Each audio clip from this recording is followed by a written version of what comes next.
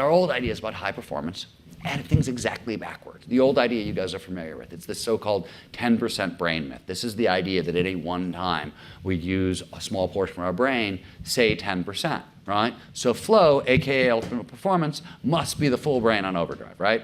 Turns out we had it exactly backwards. In flow, we're not using more of the brain, we're using less. Technical term, transient hypofrontality. Transient meaning temporary, hypo, it's the opposite of hyper, H-Y-P-O, means to slow down, to shut down, to deactivate. And frontality is this part of the brain, the prefrontal cortex, right? The portion of your brain that does a lot of your executive functions, higher cognitive functions, complex logical decision making, your sense of morality, your sense of will, long-term planning. This is all prefrontal cortex. Turns off in flow. It's an efficiency exchange, but as a result, we see some really cool things for performance. For example, what happens when your prefrontal cortex turns off? Well, that's what happens to time.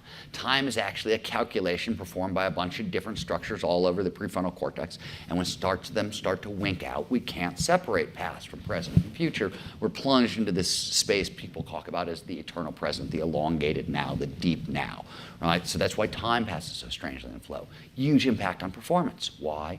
Most of our fears, stuff we're scared about, is either horrible stuff that happened in the past that we'd like to avoid happening in the present, right? Or it's scary stuff that might happen in the future and we'd like to avoid from the present, right? But right here, right now, unless you're facing mortal combat, there's not a whole hell of a lot to be afraid of, right? So when we drop into flow, when we drop into this deep now, anxiety plummets. Stress hormones literally leave our system.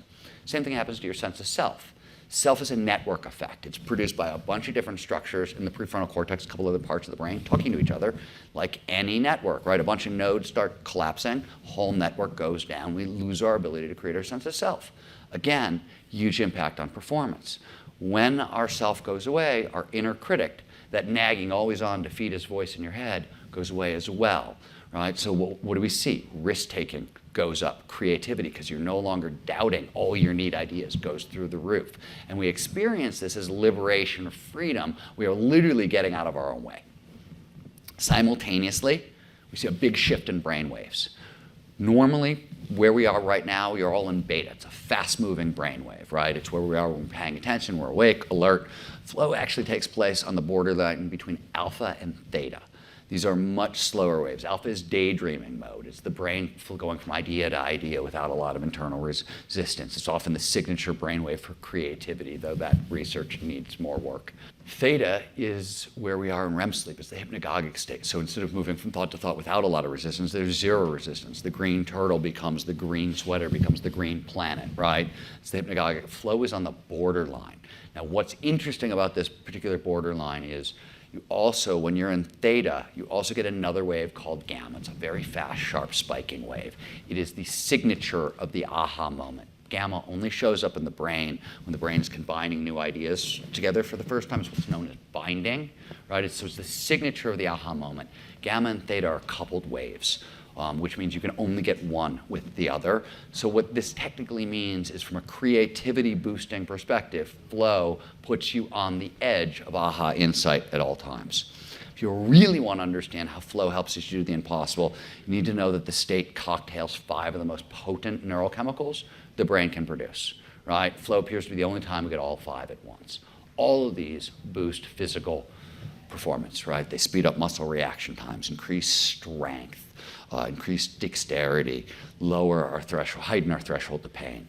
More importantly, if you really want to know how they impact our ability to tackle impossible problems, it's their impact on the 3 sides of the what I call the high performance triangle. This is motivation, learning, and creativity.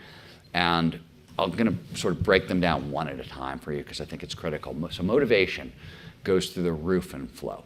Why? Besides being performance-enhancing chemicals, the 5 chemicals that show up in flow are all pleasure drugs. In fact, they're the 5 most potent pleasure drugs the brain can produce, and flow gives you all 5 at once. It is a huge high. So when McKinsey finds that top executives are 500% more productive in flow, it's addictive neurochemistry that's underneath that huge spike in creativity, but it's why psychologists talk about flow as the source code of intrinsic motivation. We see something similar with creativity. So we've made a lot of progress recently in kind of the neuroscience of creativity. And one of the things we always know at a really simple level, it's always a recombinatory process. It's what happens when the brain takes in some novel information, combines it with older ideas to create something startlingly new. Flow and these neurochemicals more specifically surround that process. So when we're in flow, we take in more information per second, so data acquisition goes up. We pay more attention to that incoming information, so salience goes up.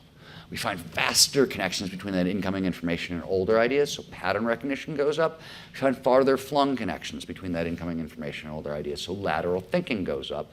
And then, since creativity also requires you to take your cool, innovative idea and make it public, right? On the back end of the whole thing, we see risk-taking spike in flow. So flow sort of surrounds the creative process, which is why in studies run by my organization, the Flow Genome Project, some stuff done at Harvard and some stuff done at the University of Sydney, we see creativity and flow spike some 400 to 700%.